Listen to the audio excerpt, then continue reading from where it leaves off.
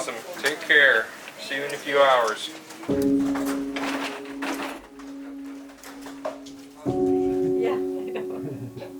Hi, my name is Brecklyn Dalpass. I'm 16 years old. Well, I don't really know. I got in an accident. Hey folks, so I heard good news. That chest tube came out. Yeah, it was so nice. Freedom, huh? It was so nice. Yeah. But, Yeah. yeah.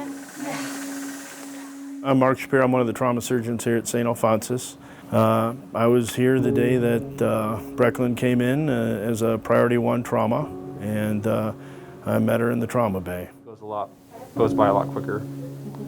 It's not nearly as bad.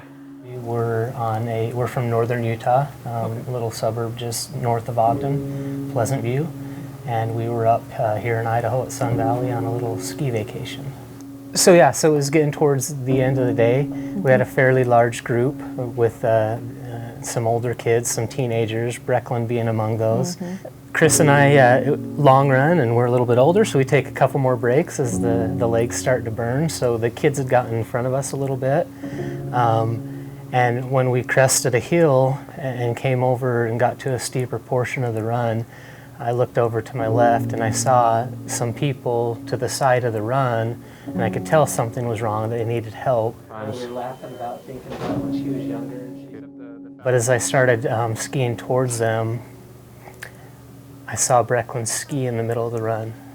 And obviously my heart sank, and she had been making a carve and her slid and her ski popped off, and from there the momentum of the hill. He said he probably thought she was going like 30 miles per hour, going pretty fast. Yeah.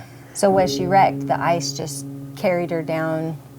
The ice condition carried her down to down the embankment and into that stump. And I remember going down the terrain park the second time and down the little trail, but then I don't remember anything after that.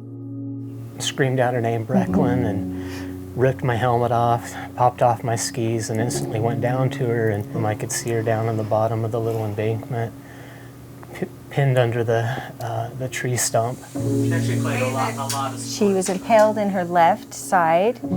I just remember hearing someone talking about a log, getting the log out of me, and I did not know what was going on. So they had to get a handsaw because a chainsaw they were worried it would just vibrate too much and cause further damage. So they got the handsaw and cut the log off. So she still had the log coming out of her. Cut it at the base of the stump. Yeah.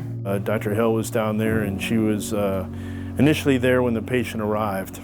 She had a hip dislocation, so we had our orthopedic team involved. And we knew she had a ruptured spleen. We knew that her kidney was partially devascularized. And we knew that this log was abutting her aorta.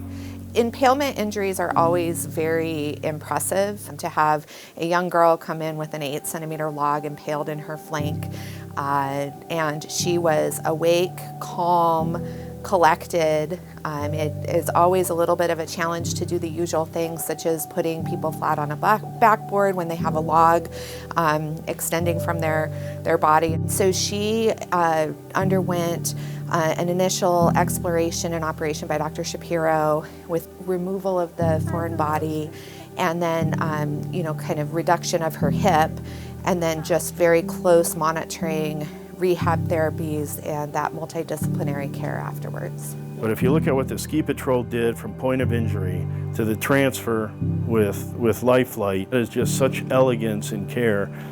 It's beyond measure. And that's why she came here. And then getting that log out, that was probably the most excitement for everybody, but it had to be done right, and I think the credit for that actually goes to the ski team, the ski patrol. They did everything right, and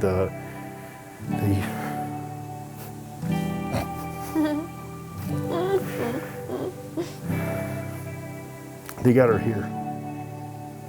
That is what makes this all worth it. We all work long hours. We see a lot of things that are very difficult to deal with from a professional standpoint. But when we see a young girl who is going to go on to lead a a great, successful life, and we had a part in returning her to that life and to her wonderful family. That makes us very proud of what we do, and it makes it all worth it. It's been hard, but I've just been trying to stay positive and push through and do what I can do to help myself get better. I asked her the million-dollar question is, what are you guys going to do with the log? Burn it. Burn it. Get it out of here.